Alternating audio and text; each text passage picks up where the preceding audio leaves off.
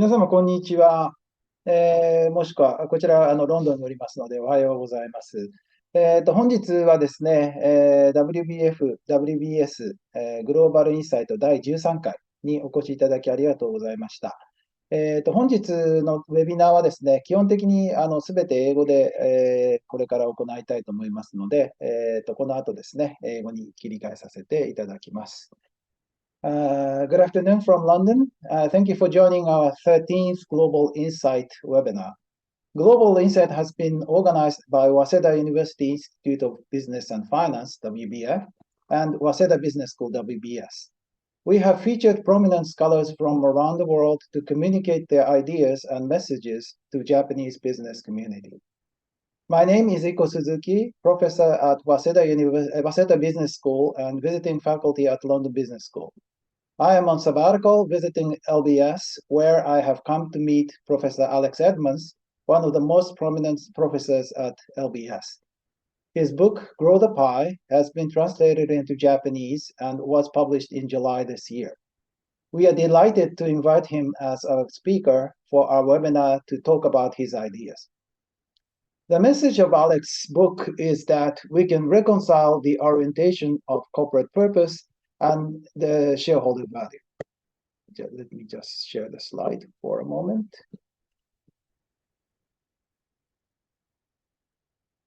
His message is that we can reconcile the orientation of corporate purpose and the shareholder value by shifting our mentality from splitting the pie to growing the pie, which Alex calls pieconomics. He argues that financial value or profit is created as a result of creating social value. One of the best phrases that I remember from his book is, in the long run, almost all value becomes financial value. As a finance professor, this is the phrase that I like most out of his book. In recent years, many Japanese companies such as Sony and Fujitsu have publicly stated the importance of their corporate purpose. At the same time, there are debates going on between shareholder-oriented capitalism versus stakeholder-oriented capitalism in Japan, the latter being the traditional norm of Japanese companies in general. But the emphasis seems to be shifting toward the former. Japanese enterprises may claim that their corporate purpose is to serve all stakeholders as well as shareholders. Investors may insist that the principal objective of corporation should be to increase shareholders' value. Therefore, Alex's book will convey important messages both to enterprises and their investors in Japan. Today's webinar starts with Alex's lecture on the contents of his book, published in Japanese. After that, we will have a panel discussion and discuss the questions or concerns about the application of his ideas to Japanese companies. We have invited two distinct panelists, one who will represent the viewpoint of enterprises and the other that of shareholders. Our first panelist is Mr. Tatsuya Takeuchi, who is Managing Director and Partner of Boston Consulting Group. Mr. Takeuchi has been consulting Japanese companies to conceive and implement corporate purposes and will share his experience of the difficulties in applying corporate purpose in practice. Our second panelist is Keiichi Itoh, who is Chief Quant Analyst at SMBC Nikko Securities. He has a rich experience in advising Japanese and foreign investors and has published many reports as a sell-side analyst. Besides, he is a big fan of Professor Edmans' publication, such as his recent article, The End of ESG. I'd like to introduce Professor Alex Edmans.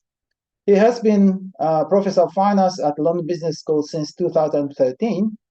Before joining LBS, he served at Wharton School, University of Pennsylvania as Associate Professor. He obtained his PhD from MIT Sloan School of Management and his BA from Merton College, Oxford University. His publication includes many articles in top academic journals such as Journal of Finance, Journal of Financial Economics, Review of Financial Studies, and American Economic Review.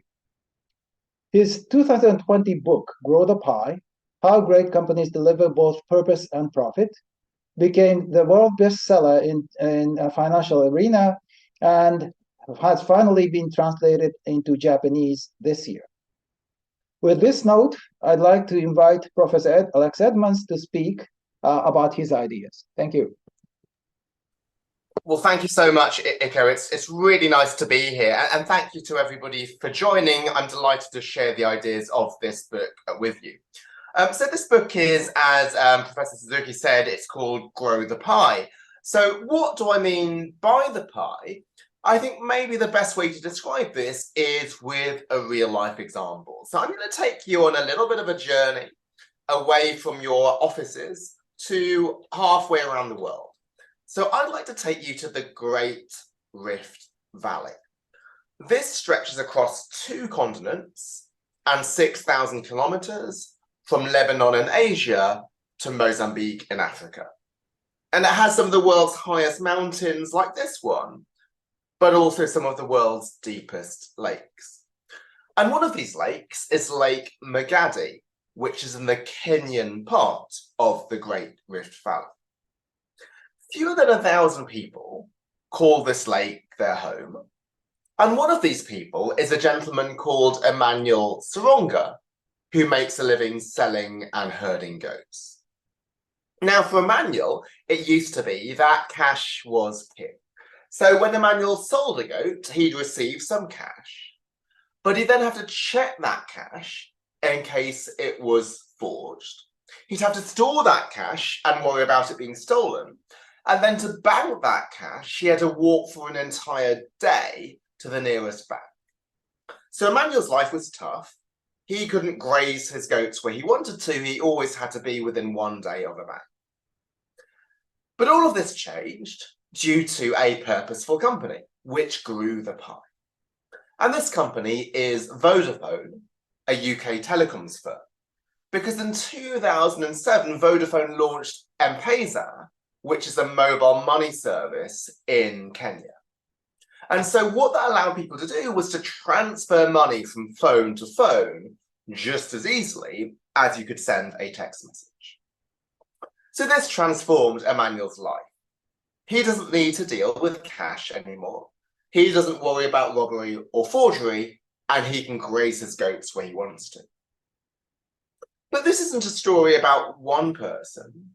This is a story about hundreds of thousands of people, because in the first 7 years of launching M-Pesa, Vodafone lifted 200,000 households out of poverty because it gave them access to finance.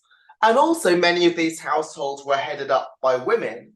It allowed them to move from agriculture to business and retail, so there was a large effect on gender equality also.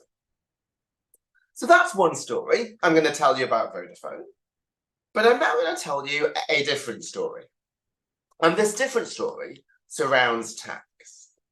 Because in 2012, Vodafone became the first telecoms company to release a tax transparency report showing how much tax they are paying to governments worldwide. 11 billion. And obviously fair tax is very important, and it's particularly important in telecoms. You could choose to locate your intellectual property in low tax jurisdictions. So why am I starting my talk with these 2 stories? I'd like you to think about the answer to these 2 questions. The first question is, which of these decisions, launching M-Pesa or releasing that tax transparency report, created most value for society? And the second is, which of these decisions, if it had not been taken, would have led to the most public outrage or weaken Vodafone's ESG rating or reputation? Now, nearly everybody I speak to, they agree with the answer. Which decision created most value for society? It was the first one. By launching M-Pesa, Vodafone lifted 200,000 households out of poverty and contributed to gender equality. But if I turn to the second question, what would have been the outrage if Vodafone had not launched M-Pesa? It would have been nothing. there would have been no media backlash. There would have been no customer boycott. Nobody would have got angry with Vodafone had they not launched M-Pesa, because nobody would have thought it was even possible to come up with this idea of sending money through your phone around 2007. But what is the outrage of being non-transparent about tax? It could be huge. And indeed, Vodafone themselves, they suffered a nationwide boycott of their stores 2 years earlier because of concerns that they had not been paying fair tax. So this is why I'm starting my talk with these two examples. Like, we often think that purpose or responsibility or stakeholder capitalism, all of the things that Professor Suzuki mentioned at the start, they're about answering the second question. They think a purposeful business is about doing no harm. We don't want to cheat on taxes. We don't want to pollute the environment. We don't want to mistreat our workers. And please don't get me wrong. Obviously, part of responsible business is about doing no harm. But what I'm highlighting is that a company needs to go above and beyond that. It is not enough to do no harm. Right now, companies need to actively do good and address the first question and actively create value for society, even if there was no customer pressure or media pressure to do so. Why do I think this is the way that companies should think about purpose? Well, the first argument is a moral and ethical argument. Given the challenges in the world today, it is not enough for a company to say, I am doing no harm, I'm not making these challenges worse. Instead, they need to actively do good and actively contribute towards addressing those problems. But I'm a finance professor, and my main argument is actually not just the moral and ethical case. The other reason for thinking about responsibility as creating value for society is the business and financial case. It's good for investors. And so this is the concept of growing the pie. Now, what is the pie?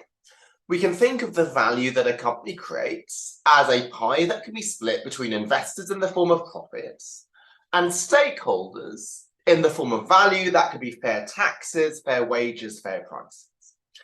And often people think, well, what is a purposeful company? It is one that splits the pie more fairly. We pay more to our workers than we need to. We pay higher taxes than we can get away with, and so on. And so this is what I mean by doing no harm. We want to make sure that we don't take too much profits. We give more to everybody else. But there's many problems with viewing purpose as just redistribution. First is if companies think that purpose just splits the pie, then it's bad for profits. Then they don't want to do it. And this is why we have the problem of greenwashing, is if indeed purpose is bad for companies, then they will just make some nice statements, but they won't want to put it into practice because it reduces their profits.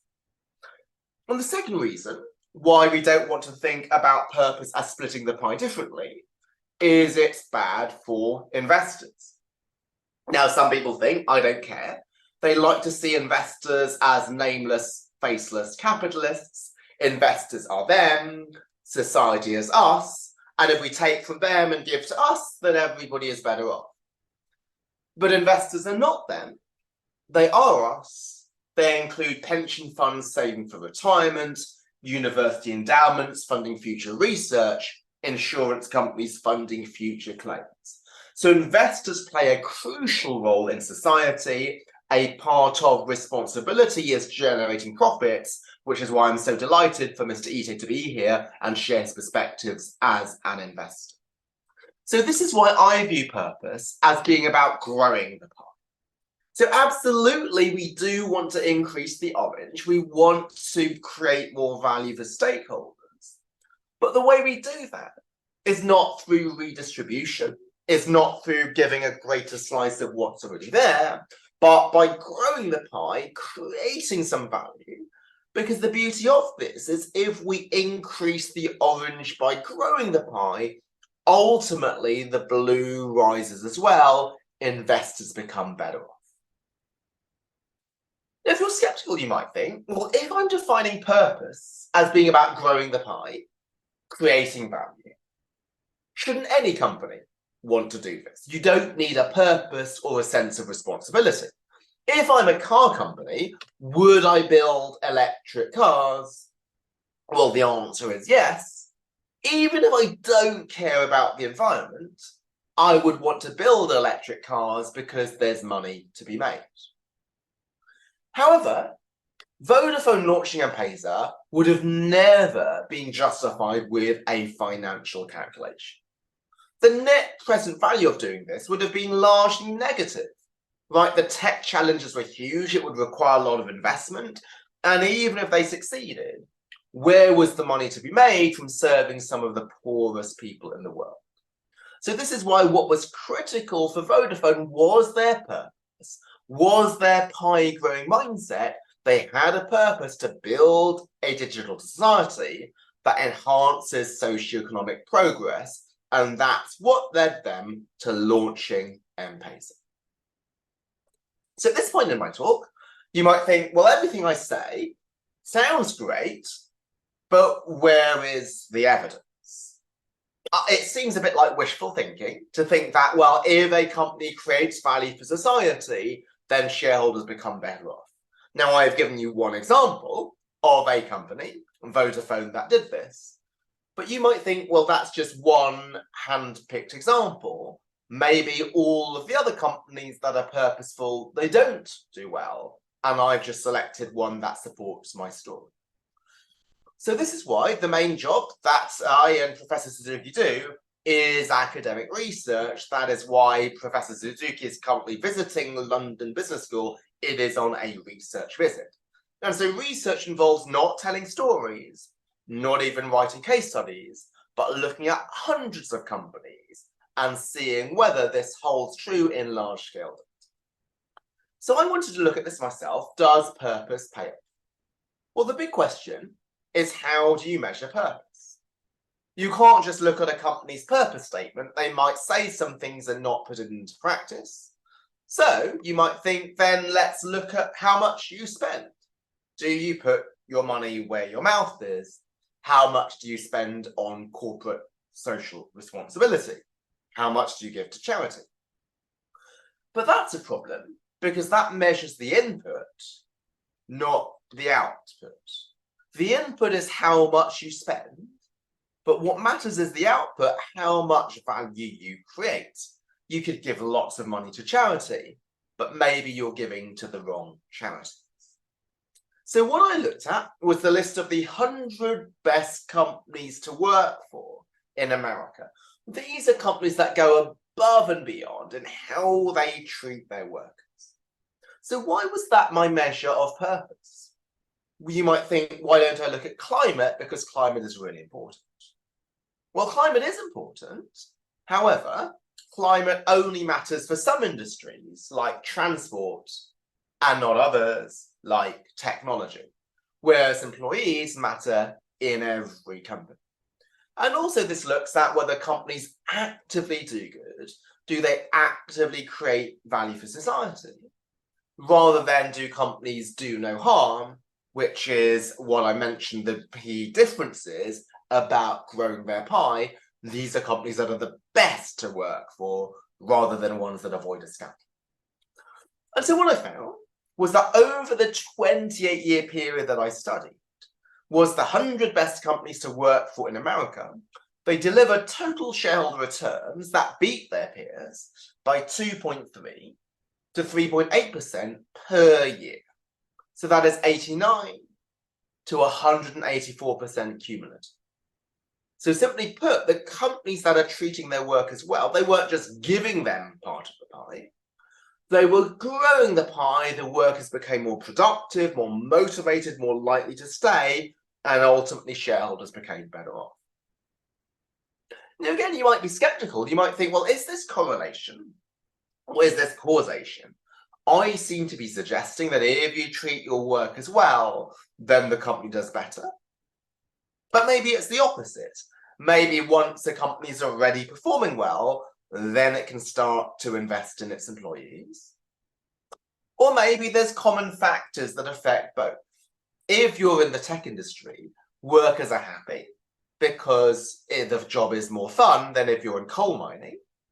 And the tech industry has done really well, again, because the industry has much more positive prospects than coal mining. So I have to do a lot of work to rebut those two other explanations.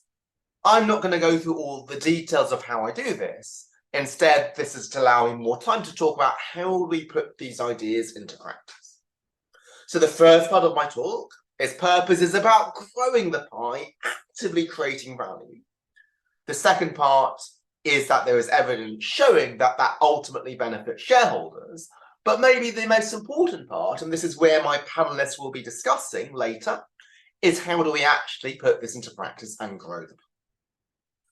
So let me go to the word purpose, because as Professor Suzuki mentioned, many Japanese companies believe that part of this is to adopt a purpose. And so some companies have purpose statements which look like this. Our purpose is to serve customers, workers, suppliers, the environment and communities, and investors. That sounds great, but it's unrealistic to serve everybody, to serve all stakeholders, because there are trade-offs. If I close down a coal-fired power station, that is good for the environment, but it's bad for workers, so you're never going to serve everybody. So if you think about what does the word purpose mean in the English language, it means being focused and targeted. If I do something on purpose, I do it deliberately. A purposeful meeting is one with a clear agenda. So I define purpose as why a company exists, who it serves, its reason for being, and the role that it plays in the world. And this highlights the importance of focus, why you exist and who you serve. It can't be to address all 17 sustainable development goals. Instead, you need to focus on maybe the 3 or 4 where you would really move the needle. So how do you decide as a company which of these sustainable development goals to focus on?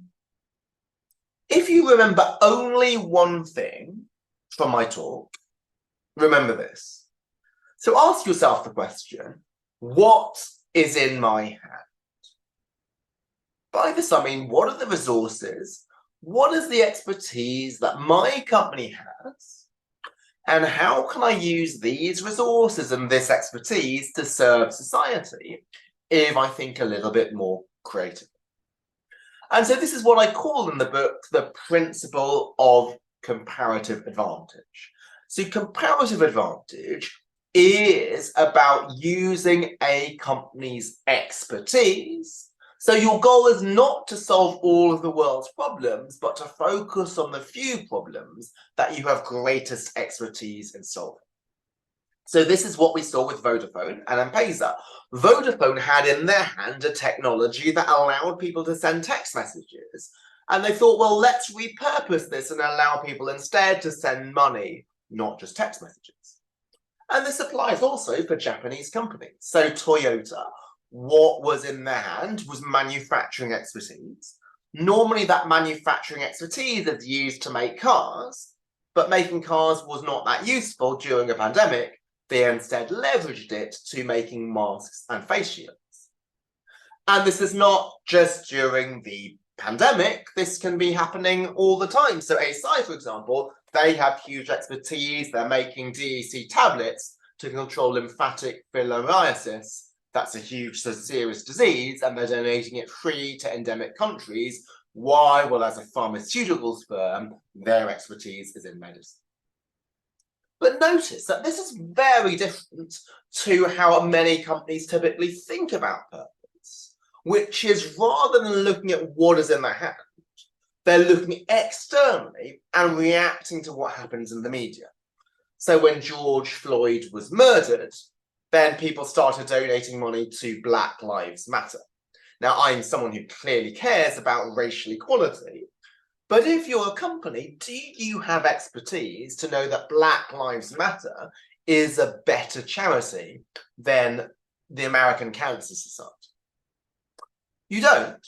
So doing something reactive and responding to the media is not the best way of growing the pie compared to using the expertise you already have. So why you exist should be about comparative advantage using your expertise. Who you serve should be about materiality. I would love to serve customers and workers and the environment and suppliers and communities, but you can't serve everybody. So what materiality is about is which of the stakeholders are most important for your business model. So comparative advantage means I create a lot of value without sacrificing too much profit. Materiality means that if those stakeholders are important to me, then if I create value for those stakeholders, ultimately it benefits the company as a shareholder. And so let's again think of a Japanese example. So for Yamaha, what they do, one of their businesses is to make outboard motors for fishing. A really important stakeholder to them is customers. Now, you might think customers matter for every business, but what was really important to them was these customers were fishermen, and they might not understand the best ways to catch and process and selling fish. So they gave a free fishery journal to teach these methods to them. That is something quite different to providing the equipment. But also what's important for them was local mechanics to repair these motors. And so rather than just selling these motors, what they wanted to do was to invest in these repair partners so that fishermen would know I can buy a Yamaha motor, and if it breaks down, then this is something where there will be people who will be repairing for me. So let me end in my final few minutes before I hand over to the panel by giving you 3 ways in which we can put this idea of using what is in your hand into practice. So first is to do new things. So if we have a purpose, if we grow the pie, that involves doing new things that we would have not done before. So one of them was to launch new products and services, like Vodafone launching M-Pesa. The other is to find some new clients and new customers. Now, again, you might think, well, shouldn't any company want to launch new products and find new customers? You don't need a purpose to do that. But what a purpose might allow you to do is to find new customers or invent new products, even if you're not doing a profit calculation. Instead, what drives you is the desire to serve society. And so this was the example of Vodafone.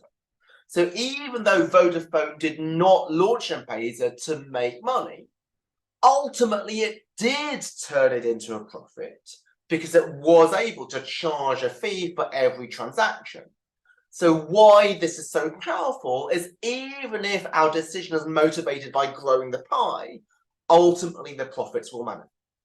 And let me give you an example of this with new clients. The UK bank NatWest had as the CEO Alison Rose until very recently. And before she became CEO, she did this review for the UK government, finding that £250 billion of value could be added to the UK economy if women had the same access to finance as men. So if you're a small business and asking for a loan, you don't have 10 years of financial statements to support your loan application. So the bank will often make the decision on just assessing the entrepreneur, the confidence of the founder of the business. And this leads to immediate biases because men might do better in these interviews than women. And so what she wanted to do when she took over NatWest was to find new clients, find new people for business loans who might not have received loans previously. And this is not just a female-male gap. Ethnic minorities often do worse in these interviews on loan applications. In the UK, there's a lot of bias outside the London and South East. And also there are people without degrees where, again, there could be biases against you. And so if you are driven to do this, to find some new clients, not only is this good for society because it means that people can start their business ideas, but it's also good for NatWest, the company, because they're now able to find some customers that nobody else would find. Why? Because they have this particular expertise in trying to find these non-traditional bank customers. The second thing you can do is to do the same thing, but to do it in different ways. And so one of the most important things to think about is the idea of excellence. So even if you do the same thing, not every company can come up with an innovation like M-Pesa. Just to do it with a spirit of excellence, that creates a huge amount of value for society. So I recently did some work with Network Rail. They run the train tracks in the UK and own some of the train stations. And they are trying to do things to remove graffiti in the train stations, keep the stations clean. That is obviously very good for society. But the most important thing, if you're in the train business, is just make sure the trains run on time. By doing that, that allows people to get to their jobs, see their family and friends. So often excellence in the core business. This is the biggest way that you can serve society. Now, again, you might think, doesn't any company try to be excellent? If I want to make money, I need to be excellent at products and services. But the whole difference of a pie-growing company is you might choose to be excellent even in ways where there was no clear link to profits. So Vodafone pursued excellence in M-Pesa just as much as it would have pursued excellence in its core business. For me as a professor, you are given promotion and accolades based on your research. But for me, I'm very passionate about teaching, just because I think part of my purpose is to disseminate knowledge to students. So I will put as much effort into my teaching as I would do to my research. And the final thing is to do the same thing in the same way, but to recognize the purpose of what you're doing. So some of you will know this picture. There are three people doing the same thing. One of them says, I am laying bricks. The second says, I'm making a living. The third says, I'm building a cathedral. So they are doing the same thing, but only the third person sees the ultimate purpose of what he's doing. And so let me just end with one final story about Alice and Rose. So when the lockdown was over, she took her senior management team out to a restaurant in Covent Garden, London, called the Darjeeling Express. And she had an entrepreneur give a talk and say, well, when I came to the UK 3 decades ago to start this restaurant, nobody believed in me. I'm an immigrant. I was a woman. The restaurant owner was called Asma Khan. And immigrant women are not seen as entrepreneurs. We think about Mark Zuckerberg, Steve Jobs, Elon Musk. People don't think that an Indian woman is somebody who's going to be a good business owner. But you, NatWest, you believed in me. You gave me this loan. I have hired this many hundred people. I have served this many thousand customers. Thank you. Now, if you were the loan officer in NatWest, you probably didn't know that that was the outcome of your loan. Maybe you get 10 loan applications each day. You reject 7, you accept 3, and you don't see the impact that this has. And so one important thing is, if you're a senior business leader, is just to tell the juniors internally, what was it that was the ultimate impact of the products and services? Because you will have those client relationships. If you bring that within the company and highlight to people what was the ultimate benefit of your actions, that can be hugely powerful. When I was at Morgan Stanley as an investment banker, I was very junior. I didn't go to many meetings. But if my boss went to the meeting and called me on the way back and said, you know, the analysis that you did over the weekend, this came up in the meeting, and the client was really impressed by how much we understood the issue. Okay, so now I'm going to hand over to the panelists, but the book is now in Japanese. I'm delighted that it is. And why I wrote this book is I think for far too long, people thought about purpose as being nice and good for society, but not good for shareholders. This is why Professor Suzuki mentioned at the start, there is this view of a trade-off. You either serve society or you serve shareholders. But the reason why I can be so passionate about purpose, despite being a finance professor and an ex-investment banker, is that purpose is not only good for society, it's also good for shareholders. So this is something which will help the long-term profitability of business, as well as the Japanese society more generally. Thank you so much for your attention, and again to Professor Suzuki for setting this up. I'm really excited to hear what the panelists have to say about putting this into practice. Okay, thank you very much, Professor Edmans, for the excellent presentation as always. And I really liked some of the ideas that you have been presenting, and it is probably the ideal way for Japanese companies to go both ways by serving purpose and then creating value to shareholders. Okay, so let me hand over to the panelists. First, to Mr. Takeuchi from BCG about his experience about implementing the idea, especially on the corporate purpose for Japanese companies. Mr. Takeuchi, please.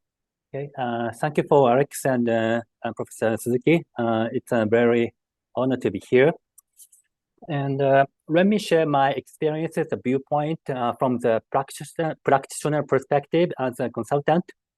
I led multiple purpose-related projects in Japan for Japanese corporations. And here are some observations. And we find challenging when we help consulting projects for purpose. Three pain points. First one is a lack of a long-term perspective in leadership team, in particular CEO.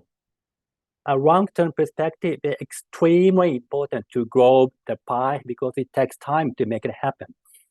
However, some Japanese companies tend to be short-term oriented.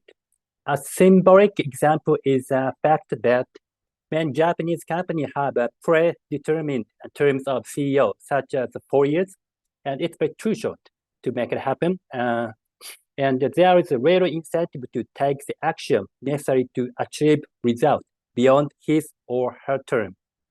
And we have situations where long-term non-financial initiatives fade away when the CEO steps down.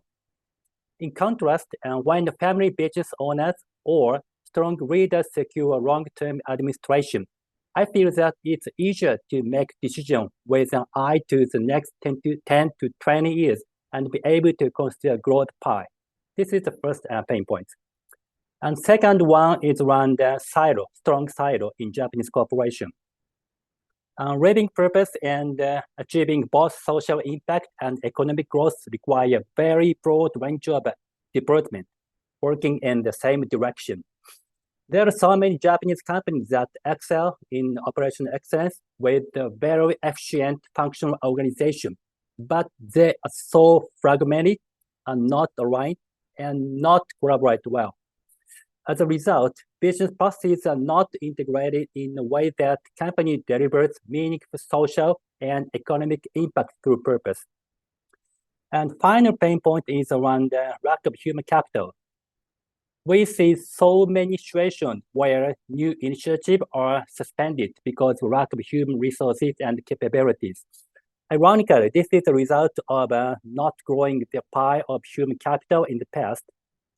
Even large companies frequently slow down, and especially small and mid-sized companies tend to be so busy for sales, cutting costs, etc.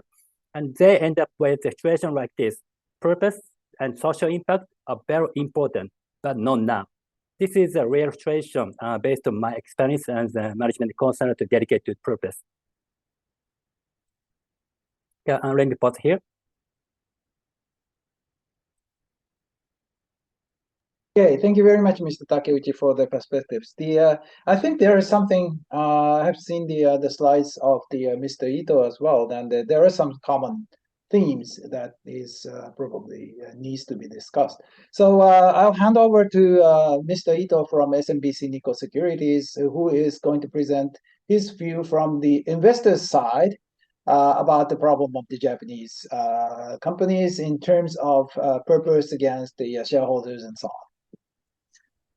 Okay, thank you very much. Yeah, actually, it's a great honor to me to discuss this topic with Professor Edmans. Thank you very much. And also, thank you for inviting me, Suzuki Sensei. And I'd like to share the slides. Yeah, actually, I'm a cash equity quant analyst at SMBC Nikko Securities. As well as my competitors, ESG analytics is one of the key areas for research in these years. The book Grows a Pie clearly explained the relationship between the shareholder value and ESG. So excited to read it. Fortunately or unfortunately, I heard this book will be translated into Japanese when English version was delivered to me.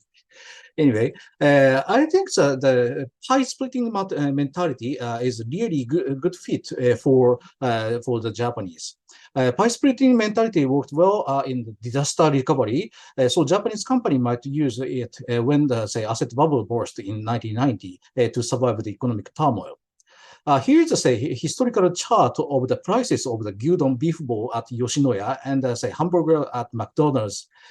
In 2021 is the year, the first year for Yoshinoya sold gyudon at a higher price than in 1990. And McDonald's still sell hamburger cheaper than in 1985. From a macro point of view, bottom chart, I calculated the profit margin and the sales of the Japanese companies. As shown in the below chart, we found that asset turnover has been decreasing for 40 years. However, since 1994, the profit margin of Japanese company kept increasing. This clearly shows that the Japanese company cut their costs. They fought to make both raw material and the labor costs to increase profit margin. This was great if a Japanese company had no capacity to grow the pie, but if they could grow the pie, we Japanese could be much better now. I think that we need a pie growing mentality. Anyway, let me ask 3 questions today from the equity investment point of view. The first one is about the stewardship of passive funds. You mentioned that, passive funds should play the role of the generalized engagement. I agree with you, and my data supports passive funds are doing so in Japan. But there are 2 different types of the passive funds in Japan. One is domestic passive, and the other is global passive. Japanese institutions have a very big amount of the topics and the Nikkei passives. It's easy for them to monitor Japanese companies. However, non-Japanese institutions also own large portions of Japanese stocks as a part of global indices, such as MSCI or FTSE. Actually, MSCI World covers 23 countries, and the MSCI ACWI managers has to cover 47 countries. Could they even do that generalized engagement?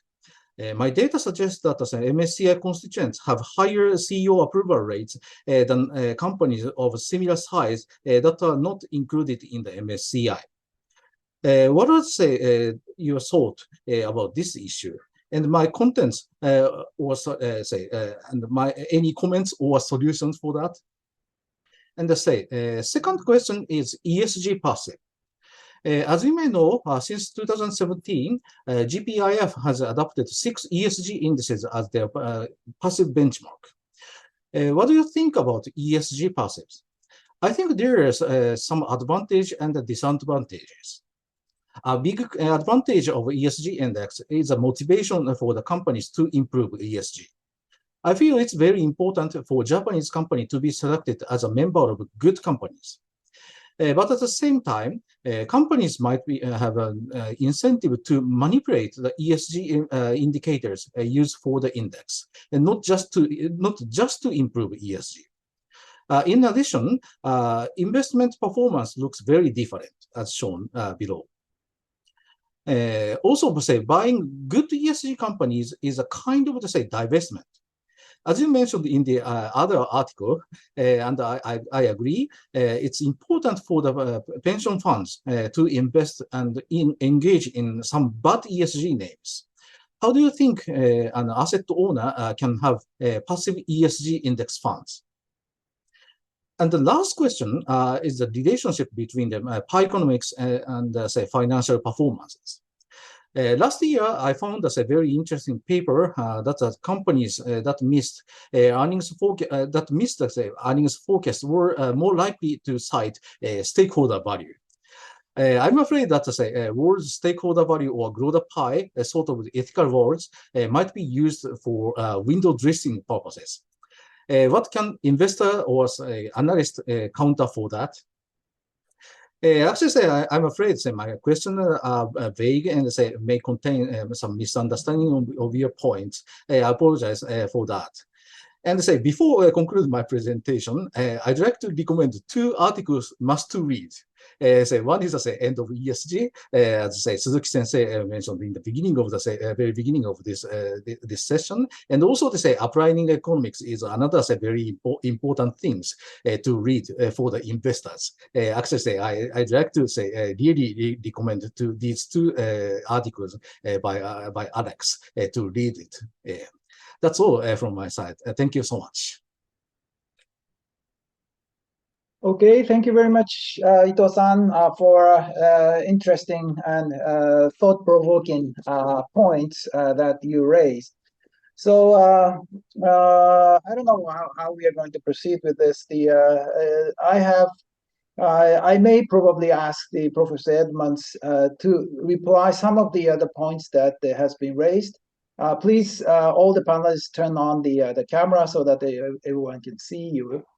If you have any comments, I have spotted some common problem from 2 of the panelists, which is about the short-termism of the Japanese companies in general. The old argument in the 1980s was that Japanese companies have very long-term perspective, but contrary to the global belief, the problem has emerged as the short-termism is the problem to obstacle for Mr. Takeuchi to implement the purpose, and then all these things about to realize the benefit of growing the pie needs some kind of long-term perspectives. So that's one of the things that I have spotted in common. But in any case, I'll hand over to Alex for some comments for these 2 panelists' viewpoints. Absolutely. Well, first, thank you so much to these 2 panelists for sharing their perspectives. I really enjoy doing these sessions with practitioners because I enhance my understanding by seeing how things happen in the real world. And they're absolutely right. A long-term perspective is critical because the idea of growing the pie, that sounds great, but it takes a long time to grow the pie. In the short term, the pie is fixed. If I am to invest in my employees, that will cost me money. Yes, it's true in the long term, the employees become more motivated, more productive, but that long term can be a long time. So in my study of the 100 best companies to work for in America, I find that it takes 5 years for the full benefits of employee satisfaction to be showing up in the stock market. So they're absolutely right. So this means we need a long-term perspective. So what does it mean to take a long-term perspective? Well, first, at the company level, is to ensure that the leaders of the company have long-term incentives. So there's a lot of focus on CEO pay, and often this focus is on the level of pay. We don't want to pay the CEO too much. But the level of pay, that is a pie splitting idea. That is, don't pay the CEO too much because then there's less for everybody else to go round. But what really matters is the horizon of pay. Is the pay short term or long term? Because only if pay is long term will there be incentives to create long term value. So I have an entire chapter of the book, chapter 5, on the importance of long-term incentives. But this is also something which is being put into practice. So one of the biggest novelties and innovations and developments in the practice of pay is the lengthening of incentives because of the mindset that my co-panelists have highlighted. And I think this also matters in terms of investors. So as an investor, to evaluate a company on more than its short-term earnings. And why do they want to do this? Not just because it's nice to do so, but it's a way of making money. Like, you want to buy companies which have long-term prospects, which the market is currently undervaluing. This is the whole idea of value investing. If you can find companies which are creating value, but the market doesn't recognize this, these are great investment opportunities.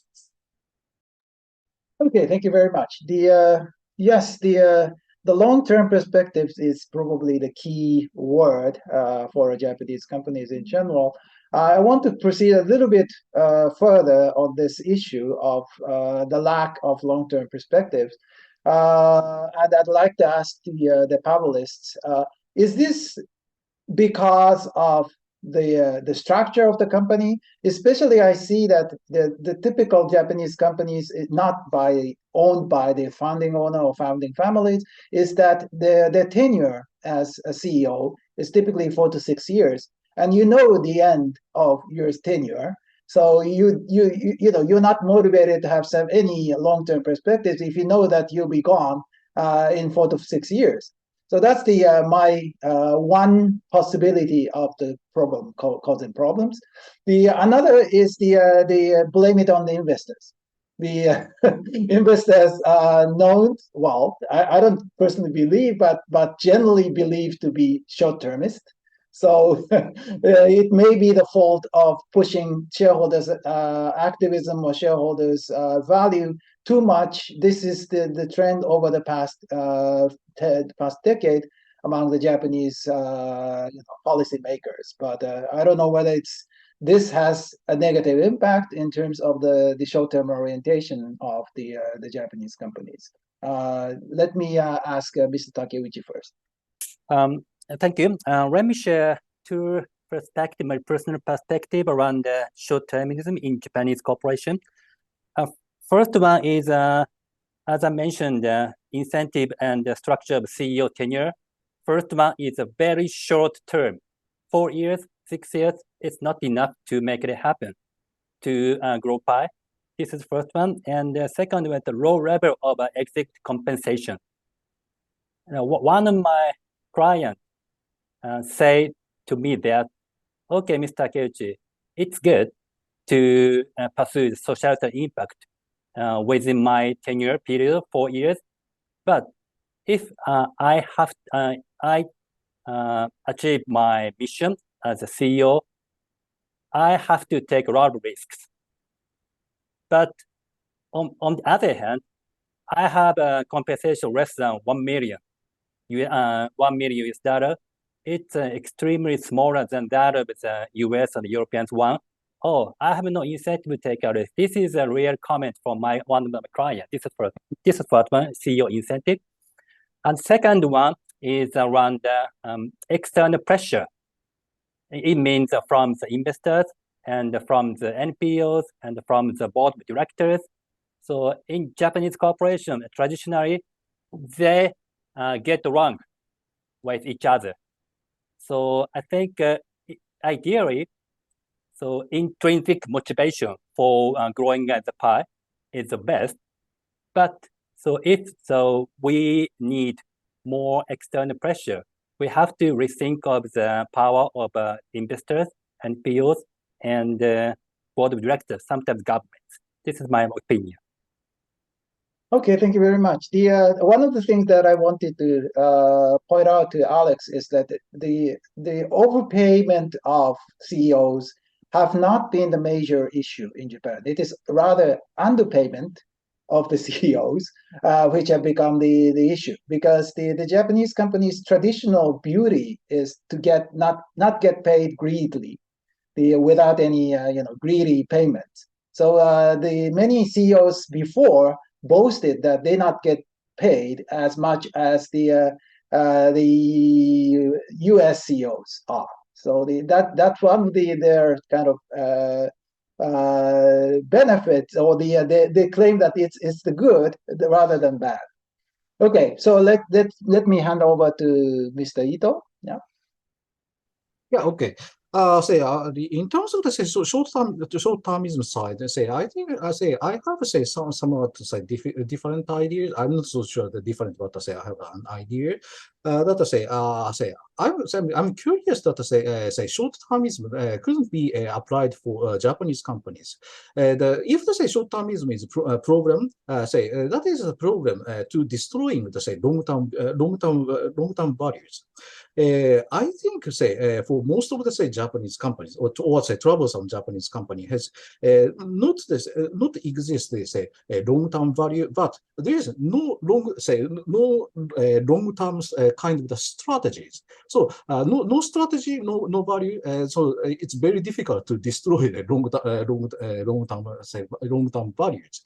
So I think the point is, rather than discussing about the short-termism of the Japanese companies, also I think it's better to discuss about how to develop the long-term strategies. And in terms of that, I'm investor side. So they say I think that investors have much less thing to be able to support the companies. Of course, if the company has some long-term strategies, then investors can support or discussing of that. But if there is no long-term view, so in that case, what investors can do. So I think motivate to develop the long-term strategy for Japanese company is a kind of the key to grow or the pie for Japan, I think. And also that is somewhat linked with my original questions. What investors can do. So they say, yeah, that is my comments on the short-termism or what investors can do. Okay, thank you very much. So yes, I was not expecting Mr. Takeuchi to say that we need more pressure from the investors rather than less pressure. So it's very fascinating idea that that you as a practitioner in the field feel that the pressure is not enough for the management to implement anything. So okay, so let me before we hand over to Alex for his thoughts on these discussions. If there are any questions from the participants, please write it in the Q&A of the Zoom. We have some more minutes to answer several of your questions. So please write something. It's fine in Japanese. You don't really have to write in English. I'll translate into English. So please feel free to ask questions. So Alex, your thoughts after these, a little bit different perspective from the UK, US type of the discussion from the Japanese practitioners. Again, it's really interesting to hear these new perspectives. So I think the low pay issue is an important one because it might be something partly a cultural reason why in Japan we think it's unfair to pay CEOs a lot. But what Mr. Takeuchi said really resonates with me. If you want a pie-growing CEO, because pie-growing CEOs, they're in demand, we need to pay top dollar. And this is a good investment. Yes, it might cost you 3 to 4 times what you normally pay, but you'll get so much greater value in response because CEOs can create huge amounts of value in a company. If you think a company is worth maybe $100 million or $1 billion to be conservative, if you create 1% of value in that, and a 1 billion company, that is 10 million. So that really, the CEO deserves what he or she is getting. And I also found the external pressure question from investors to be interesting because often companies and their advisors, they don't want external pressure. But I think it's great to understand this value because you want people to challenge you. Just like when you give a seminar, Professor Suzuki, you want the audience to ask you questions that makes your research better. And similarly, just like a company will pay advisors like BCG and my former firm, Morgan Stanley, to advise them, well, your investors, they could be a source of free advice for you, because some investors, particularly if you're an investor with 5 or 10% of the company, it's in your interest to only make suggestions that are good for the company. So I think to have the pressure from investors is important. I know that's part of your own research, Professor Suzuki. I know that the Japan Corporate Governance Code has tried to encourage investors to be more active owners, and I think this is a big pioneering thing. Chapter 6 and Chapter 9 in my book is on the benefit of external pressure. Okay, thank you very much for the discussion. We haven't had any questions Q&A so far. I'd like to ask any of the panelists whether you want to raise any more issues.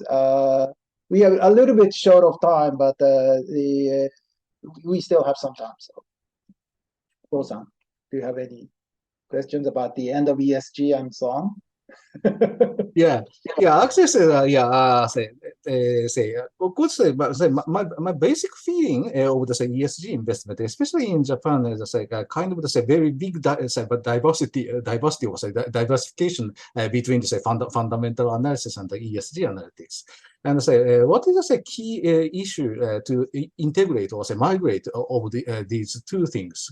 Of course, financial theory itself is very simple, but how to educate institutional investors, or maybe sometimes corporate management.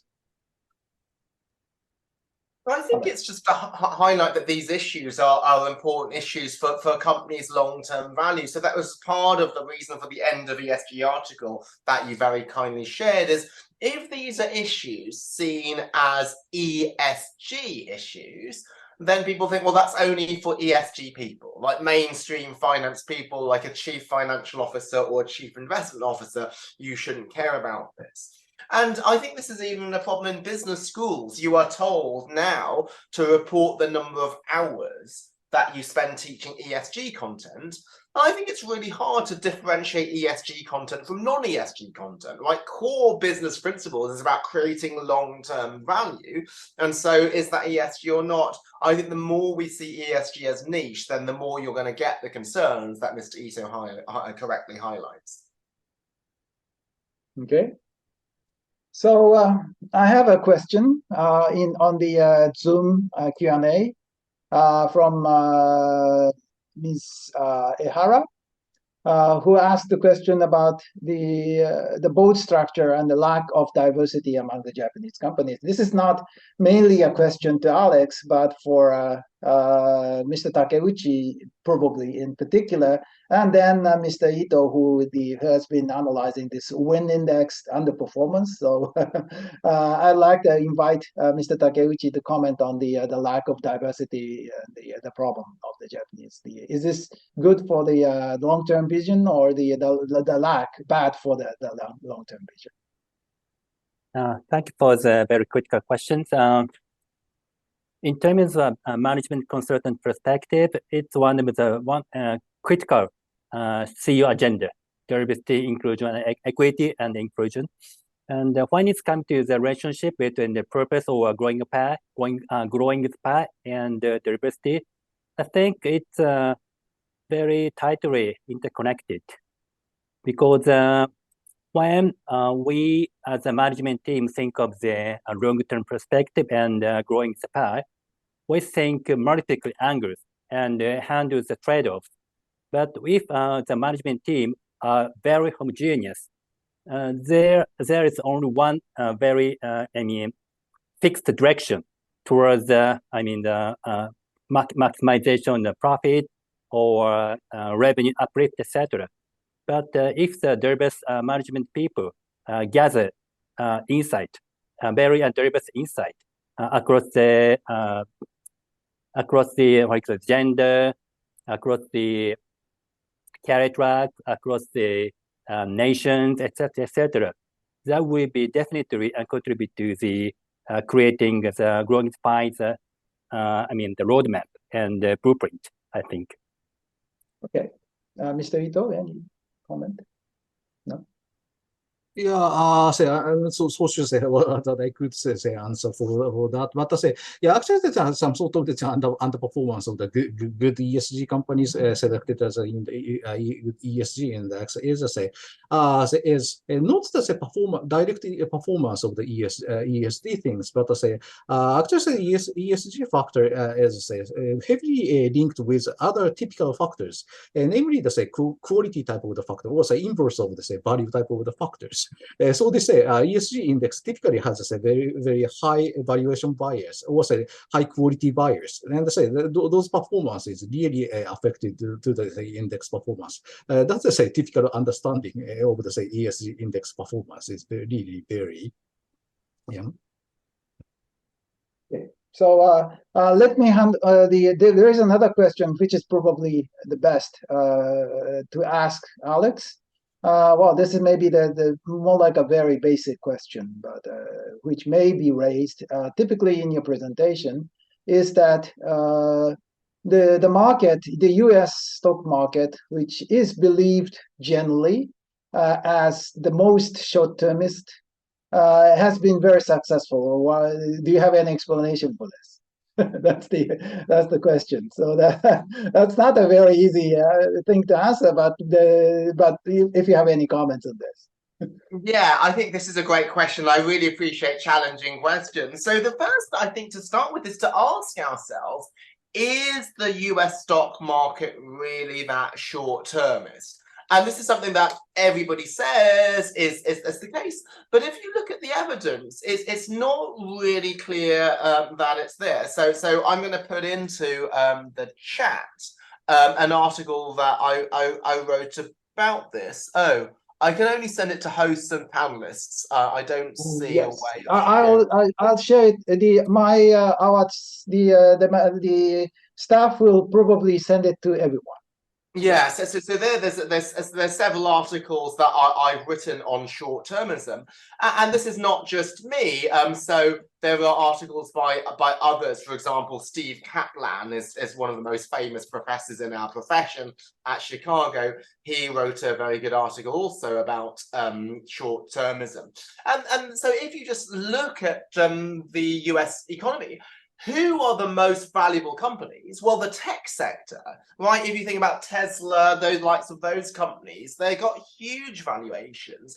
If you think the venture capital industry is perhaps stronger in the US than everywhere else, these are places that this is something which does suggest that you do have a long-term mindset. So I think that is what potentially allows the US to be effective, is the long-term mindset. Yes, it's true that you report short-term earnings, and yes, there are some examples of short-termism, such as the financial crisis. But if you think the most innovation happens in the US because there are people willing to take these long-term bets, that's why you have so much innovation. And if you look at the evidence which I'm trying to share here, the first thing which has been shared was an article, Sarah's article by me. The second thing was an article by Steve Kaplan, a leading professor, which I summarized in simple language for my blog. Okay, great. So we are running almost out of time. So I'd like to conclude this with this session with some administrative notes. We will probably host another session like this from Global Insight periodically. We haven't decided the next one, but you will get informed. If you're interested, please send any, we are going to send a questionnaire for this seminar, and then if you're interested, please check our websites, because we are going to announce it through your mailing list. If you get the information this time, then you'll get another in the future. Otherwise, please check our website, because we are going to announce it on our WBF website.